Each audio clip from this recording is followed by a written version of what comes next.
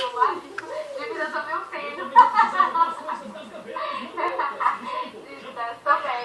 Eu tenho. Pois é, eu tenho algumas dívidas. Qual a cor do cavalo branco de Napoleão? A Lena, só. Oi, Tia Paula. Liz.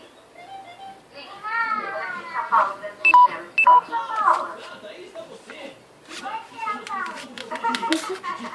Você tá tomando ali bolinha? Tá bonita? Tá fofa, né? Tá cheiroso, ó.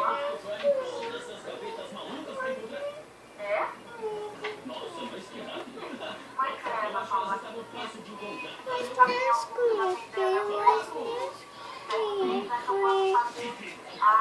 A cor do verso. O seu vestido vai ficar vermelho, né? Quero saber se quer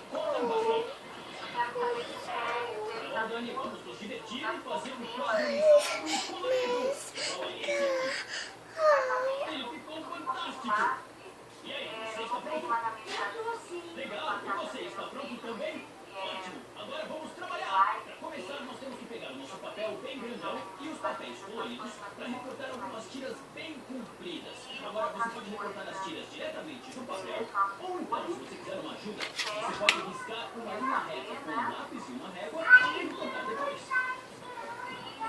Então vamos recortar agora. Eu já fiz uma isso, eu posso mudar esse desenho. Eu achei bonito, né? O desenho. Já fez isso? Ficou Pode legal. Mas se eu vou fazer outras tiras aqui. pode mandar, né, por e-mail. Com muito cuidado, recorte tiras grossas e finas, usando várias cores diferentes. Na caixa de comentários. E agora a gente já pode E eu começar a faço, colar eu as adapto tiras. aqui, Então tá? vamos lá. Primeiro uma tira. Eu Essa aqui faço, vai ser legal. eu Vamos passar